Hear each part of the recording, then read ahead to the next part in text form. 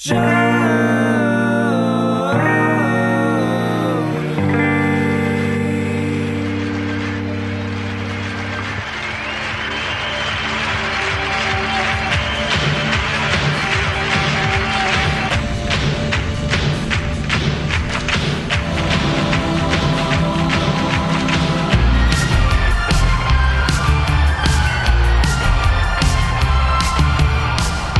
hello, everybody. Welcome to another installment of Show to Be with Mike G, the show of Alliance, the show of Nicaragua, Minnesota, interconnectivity, and so much more with today's guest, Ashela Richardson, the National Brand Ambassador for Flor de Caña rum, the amazing nectar of Nicaragua. And we talk about a lot of things. She was recently in Austin, Texas for an Aviary takeover, hosting Flor de Caña at Nickel City. It was one of the greatest events I've seen here in this little cocktail city of ours, Austin, Texas, and it was amazing to sip the various expressions of Flor de Caña while also having that nice, amazing, apt touch of the Aviary crew out of Chicago. So we talk about a lot of different things. We talk about interconnectivity, we talk about agriculture, rum, and so much more. So I hope you guys enjoy this great chat with Ashela Richardson.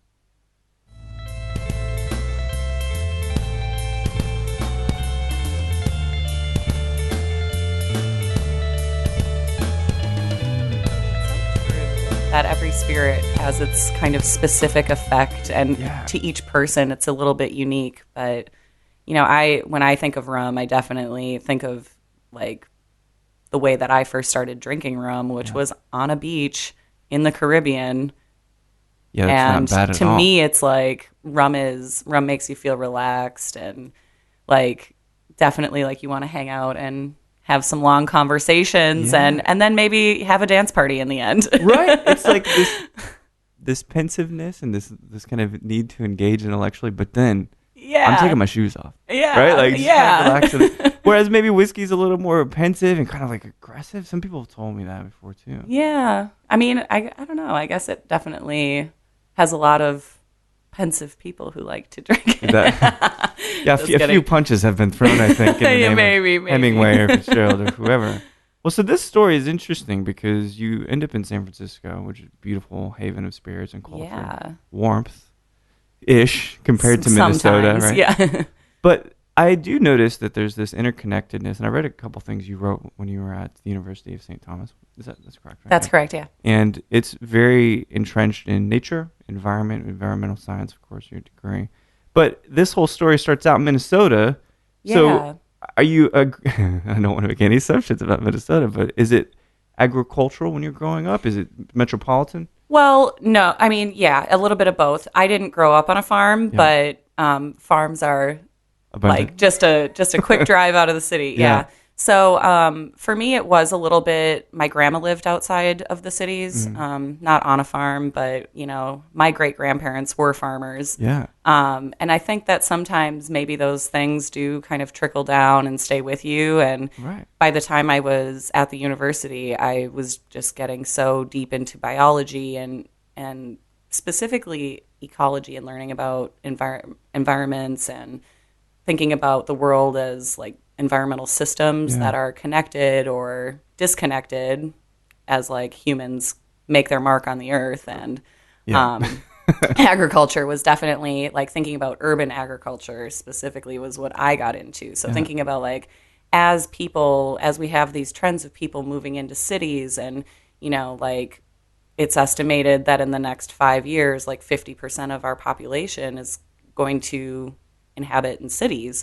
So, like, what does that mean for fresh food for people? And, you know, we have these, like, concepts of food deserts in well-developed places, in cities, you know, where people don't have access to fresh food. So that was really, like, for me, it's kind of just everything the plate just keeps getting more filled with all of these things that are connected. Starting off working in the restaurant industry and getting really into, like, food and cooking and watching how kitchens can be efficient or not in how a series of systems. A series of systems. And then like kind of getting just deep into the science of agriculture and thinking about how we produce the food that like fills our grocery stores. It's just like mind blowing. Absolutely. You know? So, you know, it's interesting because it's got this genetic piece when you talk about your great grandmother. Mm-hmm. When did you, so your parents, what industries are they in? Is it anything kind of similar to this? Well, no. So my dad was a union laborer for 30 years. And my mother was, you know, like a homemaker and a waitress on and off. And I think that because of her taking me to like, you know, take your daughter to work day and like, you know, just hanging out at the restaurant with her was where I kind of fell in love with just like those ideas start to percolate. They do. Yeah. You're like, this is kind of a cool place. And then you just feel like at home when you're in restaurants and then you're working in them and then it just keeps spiraling from there. You in. This, So then high school and all of that, this academic pursuit, because you seem, you know, insightful, like you like to write, you're articulate and all of this. So this kind of focus on, absolutely, this focus on education, was this the path all along? Like your folks or maybe self-guided? It wasn't actually. So after high school, I took 4 years off. Okay. Yeah. So it was a really great time of really self-discovery for myself. I went to university for a semester and then quickly realized that I had a lot of other ideas of how to spend my time. What are some of those ideas? In those 18, 19, 20. So I actually, a good friend of mine and I got scuba certified. And we had a mutual friend who had been scuba diving for a long time. And we went down to Roatan, Honduras. Honduras? And we're scuba diving around. So from Belize all the way down the Caribbean coast, it's the second largest barrier reef in the world. I didn't realize that. So it's a mecca for scuba diving, all the way from Cozumel, all the way down in Mexico, all the way down. So we were on this little, kind of still not that well-known island, Roatan, which is only like 30 miles long. And there are just so many beautiful dives all around the island. And we're like hanging out with locals and it's almost like this kind of Rasta vibe. And we're like, what do you guys drink? You know? And they're like, well, we drink this local beer and we drink this rum, Flor de Caña. Oh, amazing. And so that's actually how I first learned about Flor de Caña was on that island, scuba diving. Like, it's such a magical story. But can you have like a better introduction to rum than that? To rum, I know. And like, if you can imagine, before that, all I knew of rum was like Malibu and spiced rum and, you know, like the kind of flavored or like limon, Bacardi limon. And we were like, you know, just that's what we had. So, well, so when you think about one of the coldest states in the nation, and rum is so perfect, right? Well, so it's like this duality. I gotta get back to Minnesota. So, do you think that you were drawn to these warmer places because, frankly, it's really shitty in the winter in Minnesota? Oh yeah, I mean, you got to get out of it. We have seasonal affective disorder, like you can't even imagine. I didn't realize. No, so it's like it's kind of one of the things about living in a cold place is you have all these excuses to run away to the Caribbean. As if you need an excuse. Yeah. I'm going to try to find something. The humidity here is too high today. I need to get out. I need to take a week off for the Caribbean. This makes a lot of sense, though. And so when you think about nature and ecology and the environment, were you thinking about where the rum came from? Because you're immersed in this particular terroir. Not at that time. Yeah. Not at that time, I wasn't. So, you know, back then it was really, I was still so focused on food and agriculture. And the project that I did at St. Thomas was such a great way to really bring that to life. A couple of students and a really well-supportive instructor, professor rather, helped us do a little grant writing and build a garden that was all about biodiversity in a vegetable garden. Yeah, it's amazing. And really focused on this thought of like, how can urban agriculture be useful? Can it be efficient? Is it actually a good use of those ingredient like nutrients? Sure. And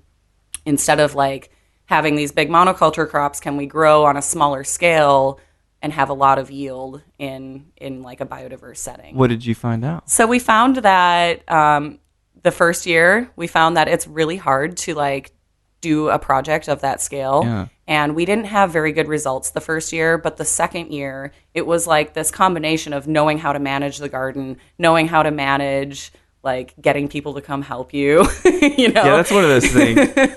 So those skills really have stuck with me and translate totally to this job where it's like, you're coming to Austin and you're going to throw a party. Like, how do you get the people there, you know?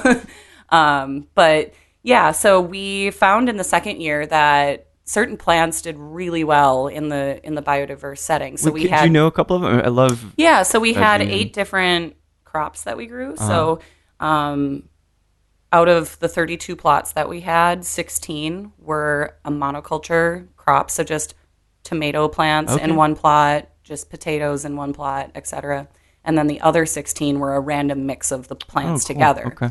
So we found that, like in the monoculture setting, the potatoes did really well because of the way that you plant them. You like plant them in a row, and it's just they We've all seen The Martian, right? They do well like that. Beans also did really well like that. But then, you know, in the diverse setting, in the right kind of planting scheme, like the tomato plants would get really lush, and then they would protect the cabbage from like burning in the sun. And like certain things really flourished in that diverse setting. Just finding the right configuration. Specifically, specifically our tomatoes. Like it was really kind of cool to see actual significant results come out of that. Yeah. So given that it's very, I think every day is interesting, but I think this era is particularly interesting as we're kind of both in our 30s and we've seen things through the 80s kind of emerge and greed, and now we're really focused on the environment to a degree. However, done a lot of damage globally. Are you worried for the globe? Do you think that it is too late? Some people are saying that, you know, climate change, all that aside, but just the effort. So there's this whole thing, you know, like in environmental science and in conservation biology that, you know, there's like this psychological component to it, that there's like fear that we've ruined the world and there's no coming back. And I think that, you know, everything is relative. Like if we're comparing the world today to, you know, when the world was untouched, like, we've really... Pretty good then, too, yeah. There was once, there was no oxygen at one point, too, right? You know, I think that there is hope. I think that we are in a bad situation. I think that it's kind of, you know, when I was studying, however many years ago now, you know, it's when you're like in academia and you're so submersed in it, you think like things are really radically going to change. And like, how could people not see that like climate change and, you know, our glaciers in Antarctica are like depleting at a crazy rate, and, you know, is this normal? Does the world just go through fluctuations? And, you know, all of those things are great to be part of the conversation, but what I think is more important is to have people thinking and having conversations about like, how does food grow? How does sugarcane end up becoming rum and end up in your bottle? Like, because understanding the systems and the way that the world works makes you think about the world differently. And you make choices because you have a different worldview. And you don't think about like, you know, I don't know, your water the same way. I mean, like living in California has really opened my eyes to water too. Yeah, the drought was massive. Yeah, and like the wildfires that have now come you through. You can smell, right? Like, you can see them and smell them, and you can make you cough. So, I mean, like, the conversation easily gets really heavy and really dark and really negative feeling, but I don't think that that's the point of people who work in sustainability and that work in, you know, like climate change or agriculture and stuff like that, because you want people to talk about it and you want people to see that, like, it's not all that hard, right? You know, like, especially with the access to technology, the accessibility to people like you to knowledge itself, right? Yeah. But I mean, like, change is hard, and like when we have our idea of how to live in the world, hard, you know, it's like, but when, you know, it's just a thing like that. We have mental barriers to it. Well, and we're stubborn, and you know, we like our things. Yeah, it's true, but I mean, it does. You know, it's a great thing is that they always think alcohol is this vice, right? But there's this rich tradition there. There's history. There's culture. There's all these great things. It's actually a nice conduit, a nice peek into the process, because they're like, well, this makes me feel pretty good. All right, we'll talk about it, right? Whereas maybe they put you at arm's length typically when you're just selling a product. But when you enjoy alcohol, there is this going backwards. it's an industry in Nicaragua. There's people there. There's the way that they live. It's the way they travel. It's crazy. Totally. And you're right. Like, there is a lot of history, and, a lot of spirits come from, like a farming, like it was, let's celebrate. We've gotten through this harvest season, or we have all these apples left over, or, we've been processing and making our sugar, and now we have all this molasses. Yeah. Why wouldn't you make some rum? It's a celebration of agriculture. It is. Truly. And, for Flor de Caña, that was definitely the roots of how this brand even became a thing, was they were making sugar, and it was just, they were making rum just for the local people around the distillery. And it just was like more and more popular every year. So like from 1890 to 1937, it wasn't a brand yet. It was just like a local favorite. And cool indie underground band that people were like going to see, right? The 1890s. Yeah. But it's fun to be the person who gets to tell this really long, fun story, because Nicaragua, the more I've gotten to know it, is such a crazy cool country too. And the people are amazing. And, it's like every time I go down, people will be like, so you work for Flor de Caña? I represent Nicaragua in many senses. Sure. So people are like, okay, they give me like their approval. And I'm like, yeah, all right. The statesman. That's a really brilliant position. It totally is. And I take it really humbly like that, because like a lot of times people are like, well, you don't speak Spanish, you're not Latin, like no, but why does that have to be the case? And my thing is, like, I fell in love with this rum a long time ago, and from that moment until now spent a lot of time like getting deep into the bar industry. And kind of back to what we were talking about, like moving to San Francisco. Yeah, what was the impetus for moving to San Francisco? So it was graduating and having that environmental science degree under my belt, and thinking about the Bay Area and just what the ideology of it. Yeah, from like a food standpoint all the way to like every household composts, and it's just. It was a lifestyle that I was really wanting. Was it jarring at all? Like the shift from, not the weather necessarily, but just like how you are basically so compact? It's so funny. I moved to San Francisco with like $2,000 and my sister, who I lived with for a little bit. So the first couple years were really just like, they flew by. I was working a lot of restaurant jobs, and I think that for me, that made it feel normal, because that was what I was doing back in St. Paul when I was in school. I was like pulling shifts and going to school, and it was like this really fast-paced, high-energy time in life. And then I like went to San Francisco and just kept that momentum. So you already had it. Like, I call it the treadmill effect. Yeah. If you get off and you're like, life slows down, it's like, whoa, I don't want to get back on. Moving, right? But if you just stay on, it feels pretty normal. Yeah, so I kept flying, running on that treadmill. Yeah, but I met a lot of great people right away in the city, and San Francisco's bartender community is super tight-knit and really, really intelligent people that take what they do very seriously. And that became really fun for me, thinking about the agriculture that goes into spirits, the science of fermentation and distillation, and those things weren't concepts specifically with alcohol that I had dove deeply into before. So it's just like another class. You think about it, it's like another discipline of a bigger degree. Yeah. Right? Booze. So there's booze. I love the word booze. Right. There's like, well, how does it taste? Okay, cool. Yeah. How's it made? Where does it come from? Right. Who are the people? So it's really in this lifelong journey. There's so much to learn there. And I think that I realized too that sometimes like science is scary to people. Sometimes, right? I know that sounds so silly, but like, just feeling comfortable talking about a concept like fermentation. Yeah. And seeing people like make connections. Like, one of my favorite memories was this bar that I was managing in San Francisco, and these ladies, like older ladies, came in, and they were like, we have like all these whiskeys, all these spirits, all these cocktails, and we have like a couple wines on tap. And they're like, we'll have the wine on tap. And then they were like, well, maybe a martini. And then they like didn't get that like one was a fermented beverage and one was a distillate. Yeah. They just thought it was all alcohol. And so we got into this really fun conversation though about like the difference, and they were really putting it together.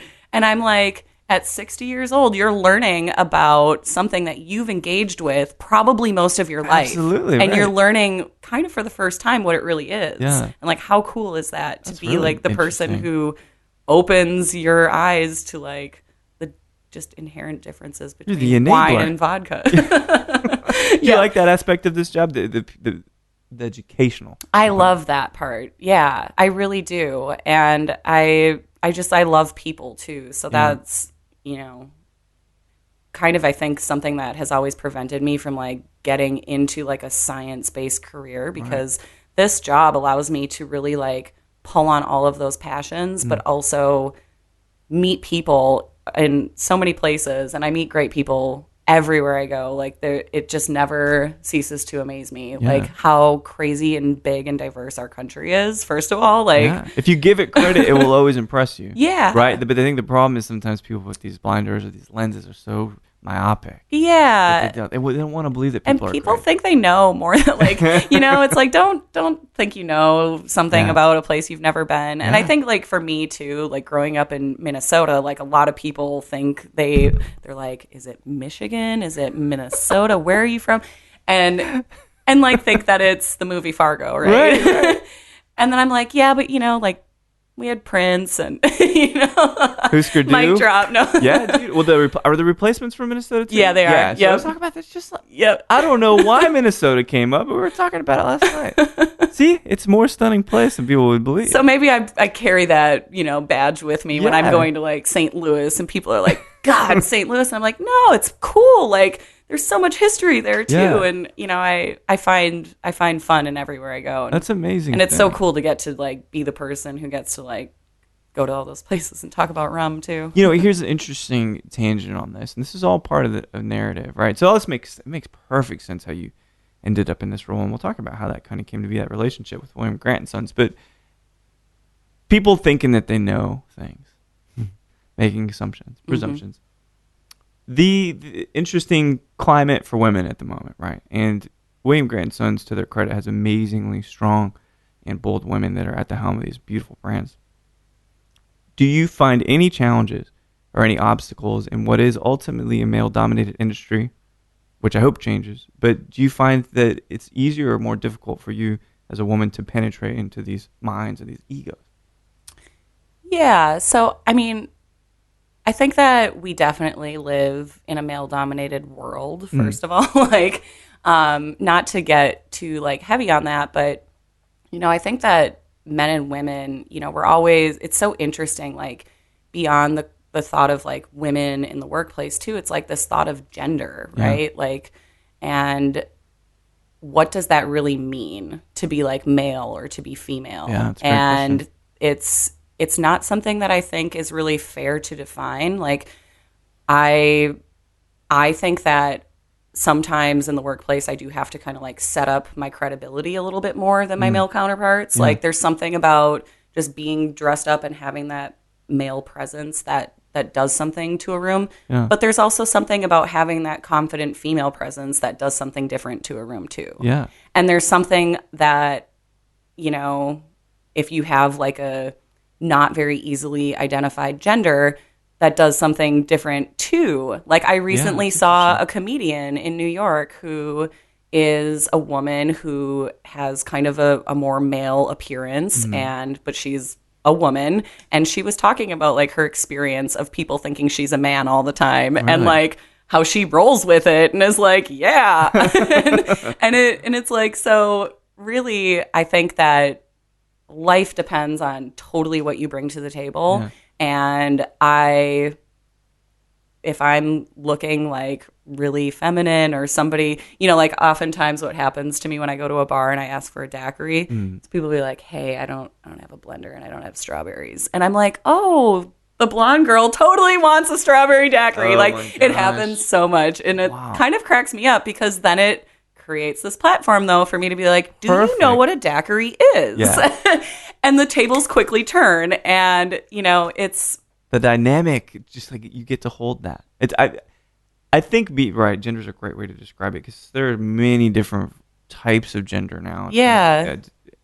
it's almost like ambiguous in some sense, but that's okay. But it's all really about power dynamic. Yeah. Right? So it's like, yeah. Like, oh, you want to, I don't have a blender. It's like, yeah, well, that's not how this is made. Let me tell you. And I don't know if I should really, if this is fair or not, but I think that sometimes people feel a little bit safe with women too, like to ask questions. Absolutely. And so a lot of times what I try to do is provoke dialogue and not be like the speaker too much, but like, because I've learned the most things when I listen to other people and hear how they're thinking it through, and like if they're actually connecting the process of like, fermenting molasses or, making that cocktail, etc. So it's a good way. I mean, it's all about, again, the motley crew of brand ambassadors of William Grant says everybody has their unique communication style. Yeah. Their backgrounds are completely different.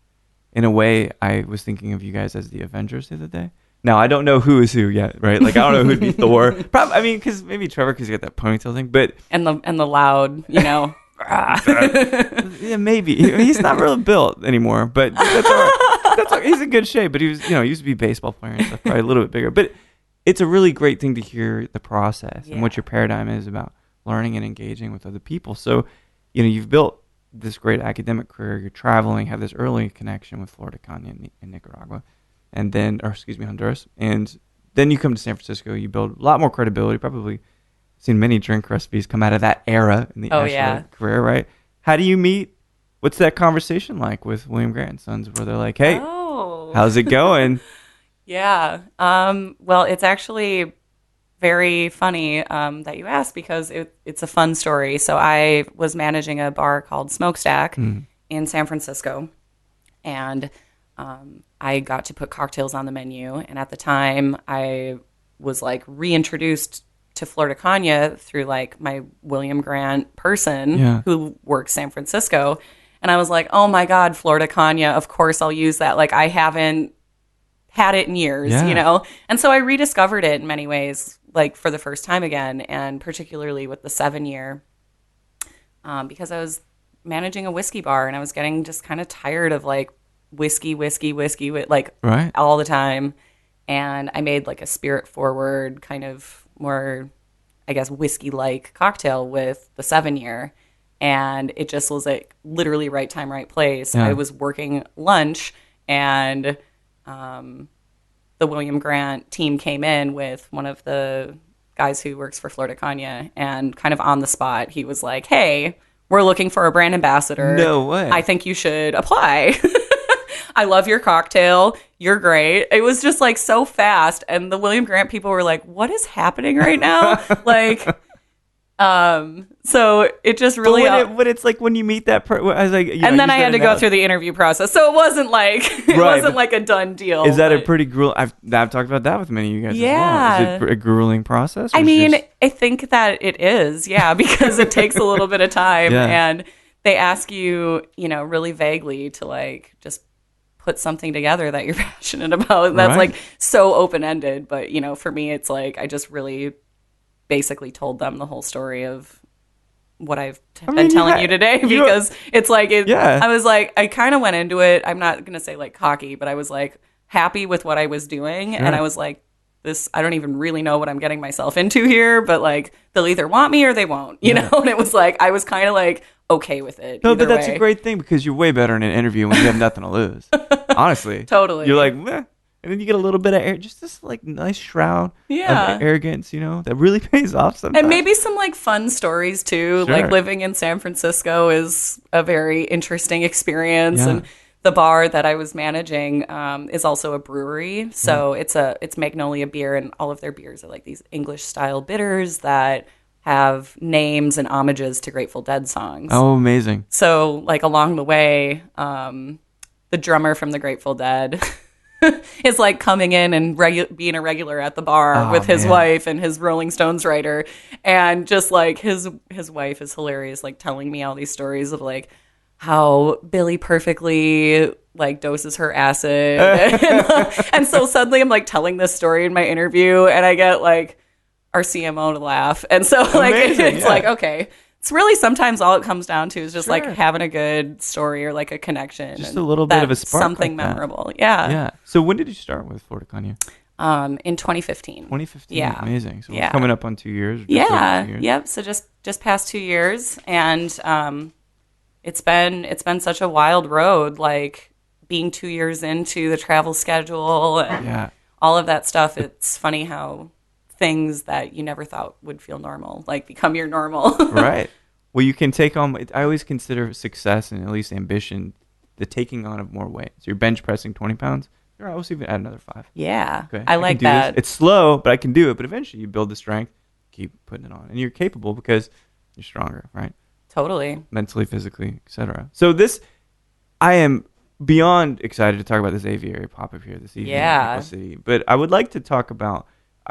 One, I want to sip Sauvignon rum just because, I mean, I'm a greedy, I'm gonna greedy pour person. some right now. Yeah, please. And this being the one that reintroduces you ultimately to Flor de Caña, let me know a little bit about how you feel about this rum, how it's made, and some Yeah. things. It kind of harkens back for you. So basically, like the world of rum is kind of hard to learn about because we don't have a lot of rules and regulations and things to guide you through the category, right? So I when like that though.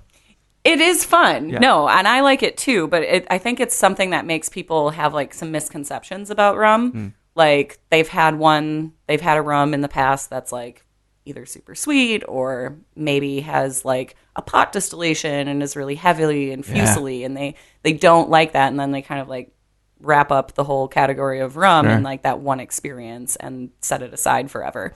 So what I tell people is like, if you're looking to get into rum, I think Flor de Caña is a great place to start because the flavor profile is very balanced. It smells so damn good too. And it has just like a lot of beauty from the oak that we age it in.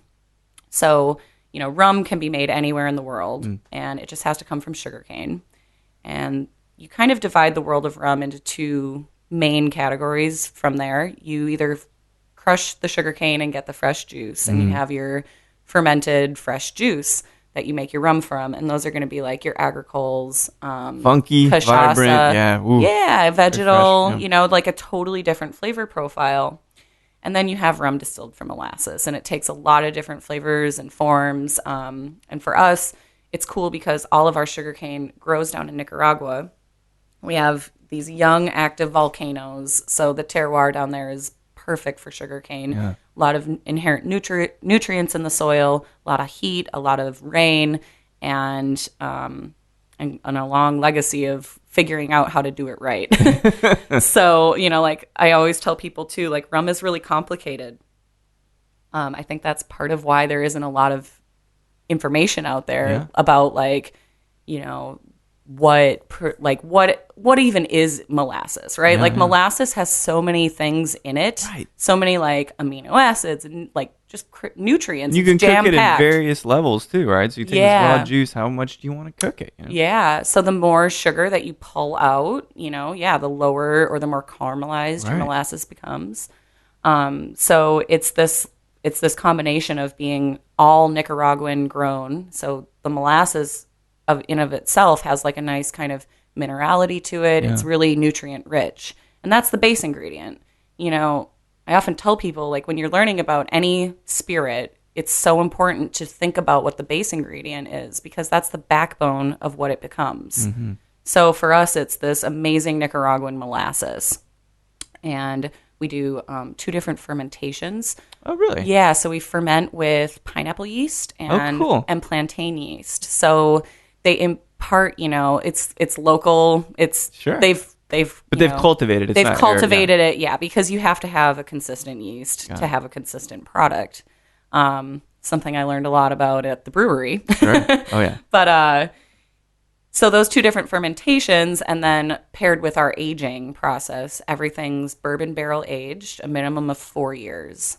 So we had a lot Single of use, I guess, already, right? single use. Yep. So bourbon barrels, just a quick refresher, are always American oak. They're always charred, and they're only used once for bourbon, right? So they're filled with that 51% or more corn mash, Right. and And it's a consistent thing for us to age in. So for a long time, they were getting their barrels from Brown-Forman. We now like just source from bourbon. The bourbon world has really blown up too. Sure. Like a lot more selection now. Yeah, since Flor de Caña has also been a company a long time.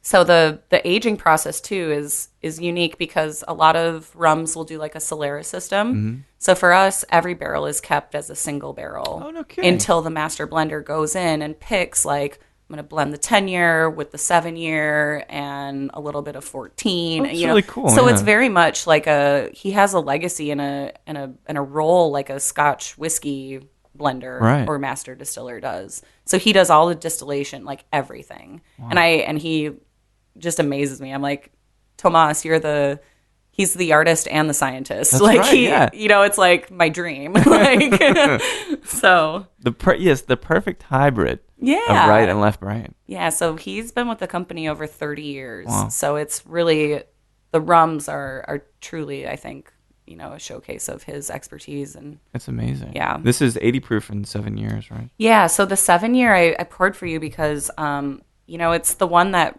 got me back into Flor de Caña. It's the one that got me kind of why I'm sitting in front of you right now. Yeah. But I also think it's just a great, like, a lot of times I go into bars that have such a limited mix of rums, and I always want to bring this one with me to show, like, hey, you don't have a good just aged rum on your bar. Mm-hmm. You have a dark rum, you have a coconut rum, you have all these different things, but not like just something that's great to sip, or you can mix in cocktails. Man, it's one of the. I've used it all the time in daiquiris. I mean, yeah, I like to split it. That's one of those things that's kind of interesting about rum too. You talk about the different styles.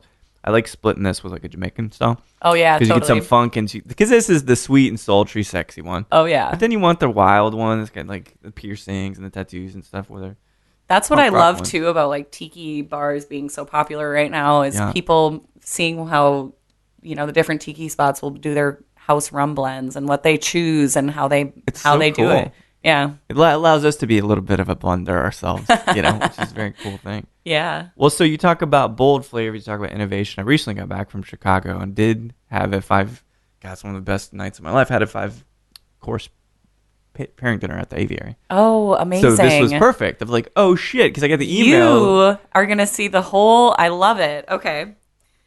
The Aviary is amazing. Yeah, so it's incredible. We basically were like, okay, we want people to experience rum in a way that they've like never experienced it. Yeah. And what better way than to bring the Aviary to the table because they are so theatrical and it's all such a show. But what I love is tonight they're going to do a whole mix of cocktails with our whole portfolio. Oh my gosh. So beyond the 7, we have a 12, an 18, and a 25-year. Really? And so they come up with, like, they pull apart the flavor profiles of each of these rums. Yeah. And the cocktails, I'm not going to, like... No, don't even... No spoilers. So, are we allowed to take pictures at the event? Yeah, okay. Absolutely. Because this is... Oh, man, and I love the Austin scene. Been here 14 years.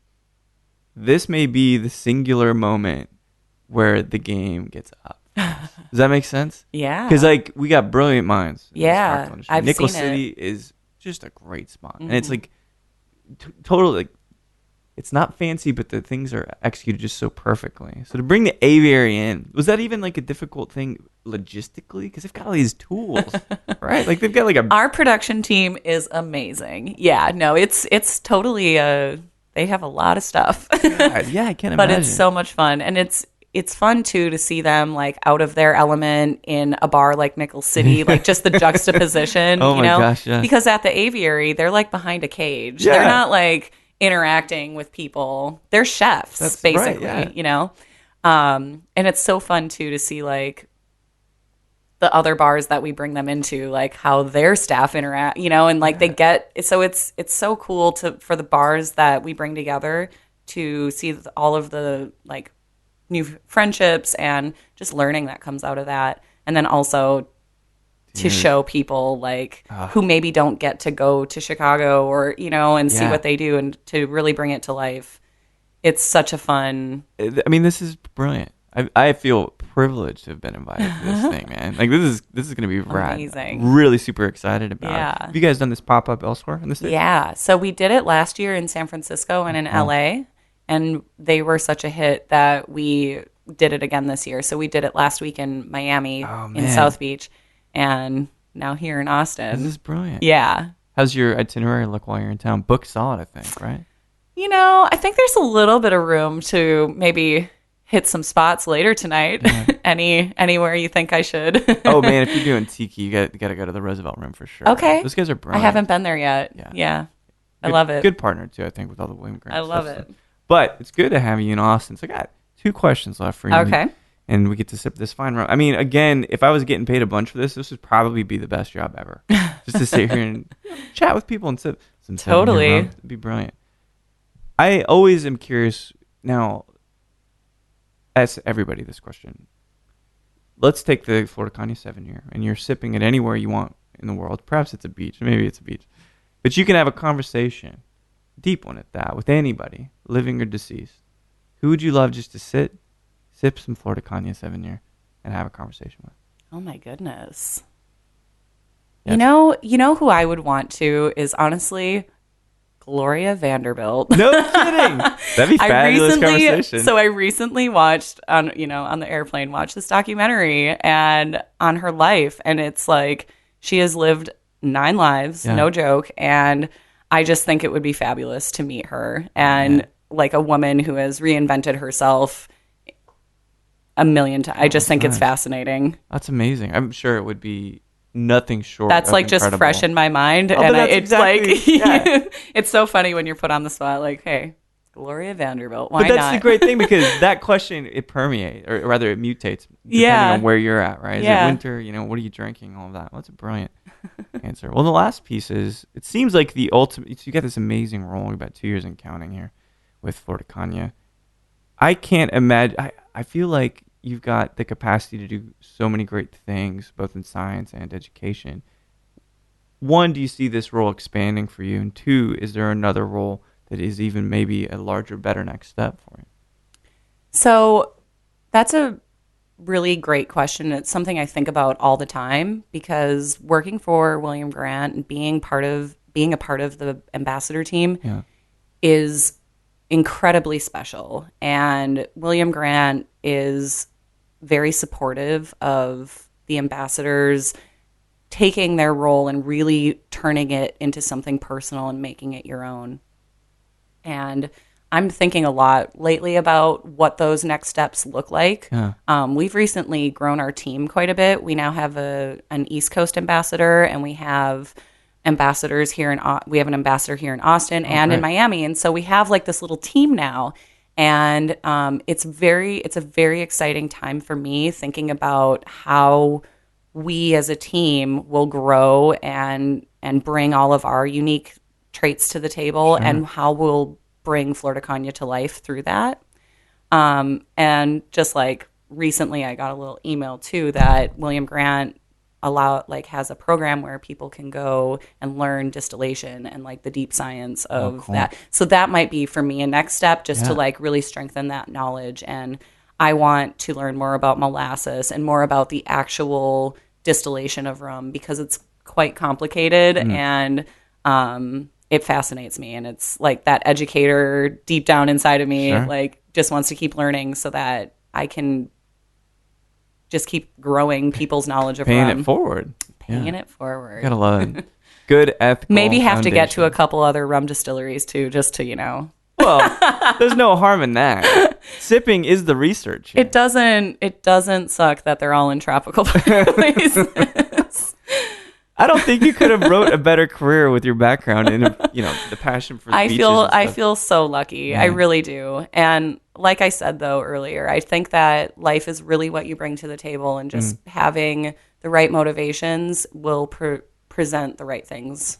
Like you attract good things when you put out. You attract what you put out there. Yeah, if you believe totally it's going to be great, it'll be great. Yeah, it's a good lesson I think for everybody to learn when they can kind of get down now and again.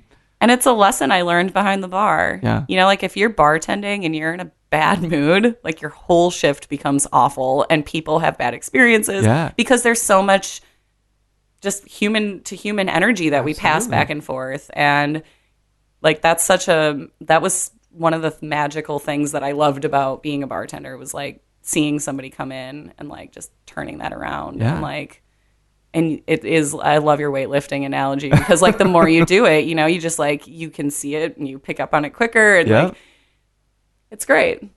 The agility of our minds, right? Well, it's been brilliant chatting. I'm so super I can't wait to see you tonight. About tonight, we're gonna, man. Yeah. Oh my gosh. I've even took a moment there just to think about it. The Aviary in Austin. This is fucking epic thing. I'm so glad you guys were able to do it. I'm so glad you can come. Pictures, me too. Pictures forthcoming for sure. Oh yeah. So really appreciate you taking the time out. It's been the 7-year Flor de Caña thing. Cheers. Ashela, thank you so much. Cheers. Cheers. Thank you. So there we have it, Miss Ashela Richardson of Flor de Caña rum, the amazing elixir of Nicaragua. We sipped the 7-year, and we got to talk about lots of different things, interesting, the sexual identities and sexual roles of the hospitality industry, traveling around the world, languages, and Ashela's deep fondness and already pre-existing experience with Nicaragua and the rum of Flor de Caña. So thanks so much for sitting down and chatting with me, Ashela. It'll be great to see you soon, and hopefully we can sip even more of this amazing rum. There's always time for rum. There's always a place in my heart for rum. So thanks everybody for listening to Show to V with Mike G. No matter how often you find yourself writing late at night and trying to be the next Ernest Hemingway, or if you're thinking, is Netflix actually putting out too much content, please keep thinking.